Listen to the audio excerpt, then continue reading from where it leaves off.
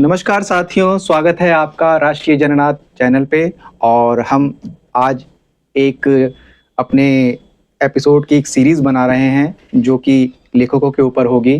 तो उस पहली सीरीज़ में हमारे साथ हैं राम पुजारी सर, जिनकी एक किताब आई है वही छोटा सा तिरछा दांत। और इस समय हम बैठे हैं फ्लाई ड्रीम पब्लिकेशंस में, जिन्होंने ये बुक छापी है, जिनकी टैगलाइन है किताबें ज़रा हटके। तो राम सर, आपसे चर्चा की शुरुआत करते हैं। आपने ये जो किताब लिखी है वही छोटा सा तिरछा दांत, तो मूल रूप से ये क्या कहानी है, किस विषय पे आपने ये किताब लिखी है और कितना आपको ये समय लगा है किताब लिखने में? लगभग ये 400 पन्ने की किताब है, तो इतनी लंबी किताब आप कैसे लिख पाए और इसकी प्रेरणा आपको कहाँ से मिली? इसके बारे में थोड़ा विस्तार से हमारे दर्शकों को बताइए। देखिए जी, ये किताब एक्चुअली दिल में आने वाले जो विचार हैं, दिल दिमाग के अंदर जब हम अपने बचपन में जाते हैं, स्कूली दिनों में जाते हैं, जो विचार आते हैं उन्हीं को समेटने की कोशिश की है। कोई ऐसा स्त्री या पुरुष नहीं है जिसको जीवन के किसी भी फेज में कभी ना कभी प्यार ना हुआ हो। वो अलग बात है कि उसने व्यक्त ना करा हो, चाहे एक तरफा ही हो, लेकिन उसे होता है, कहीं ना कहीं आकर्षण होता है और वो प्यार का रूप लेता है। तो ये प्रेम एक प्रेम कथा है जिसके अंदर एक मासूम स्कूल के बच्चों को लेकर कथानक बुना है मैंने। मतलब ये टीनेजर्स के ऊपर लिखी हुई एक प्रेम कहानी है हाँ आपकी। हाँ बिल्कुल। और इसकी सर पृष्ठभूमि कहाँ की?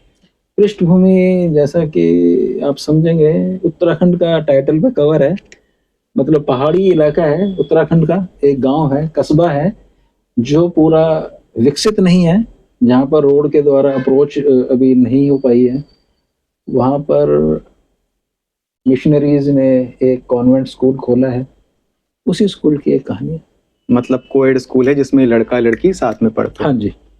तो मतलब आपने एक सर्द पहाड़ों में जहाँ ठंडा मौसम होता है वहाँ एक प्यार भरी गर्मी जगाने का प्रयास किया है। हाँ जी बिल्कुल। तो और थोड़ा सर इस किताब के बारे में बताइए, जो पाठक इसको पढ़ रहे हैं उसका रिव्यू कैसा आ रहा है? क्योंकि मैंने भी आपकी किताब पढ़ी है।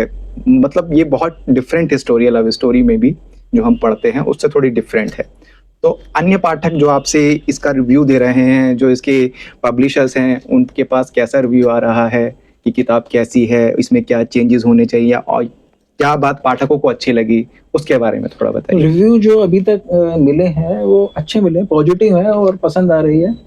और जो सबसे बड़ा इसका जो रिव्यू है, वो जो मेरे कलीग हैं जो कि जेनजी हैं, और जो मेरा भतीजा है ध्रुव, वो भी जेनजी हैं, तो उनको ये कहानी पसंद आई है। तो मुझे लगता है कि अगर आज का टीनेजर 20-22 साल का लड़का अगर इसे पढ़ के अच्छा लग रहा है जिसे, तो मैं समझता हूँ कि मैंने लिख लिया है कुछ जो पाठकों को पसंद आएगा। मतलब आपका सर प्रयास बहुत सफल रहा है कि अगर आज की वर्तमान युवा जनरेशन, जिसको जेंजी बोला जाता है, वो भी आपकी इस पुरानी प्रेम कहानी को इतना पसंद कर रही हैं। हाँ जी। आप मतलब प्रेम कथा पुरानी या नहीं, प्रेम कथा तो प्रेम कथा होती है। जी बिल्कुल सर। तो बस पसंद आ रही है लोगों को, देखते हैं आगे रिव्यू जैसा सर आपने और भी कई किताबें लिखी हैं, जैसे निर्भया के ऊपर है, और एक तांत्रिक था जो क्या कहते हैं, कुल देवता का रहस्य, और भी कई आपकी किताबें हैं कई विषयों पर। तो इस बार आपने प्रेम के ऊपर लिखी है, तो नाम आपका है राम पुजारी, तो अब से हम आपको प्रेम पुजारी भी कह सकते हैं। नहीं, एक्चुअली राम पुजारी ठीक है, नाम है।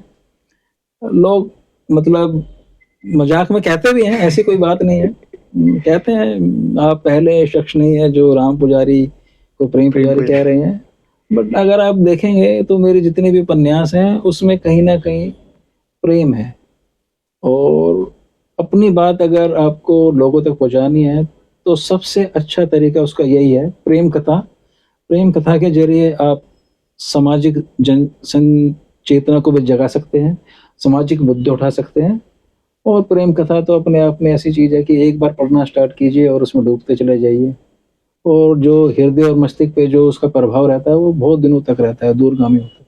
चलिए सर, ये तो सब किताब पर चर्चा हो गई। अब बताइए कि ये आपकी किताब कहाँ कहाँ उपलब्ध है, हमारे जो दर्शक हैं वो आपकी किताब को कैसे ले सकते हैं, किस किस ऑनलाइन प्लेटफॉर्म पे अवेलेबल है या फिर किस बुक स्टॉल पे अवेलेबल है, उसके बारे में थोड़ा बताइए।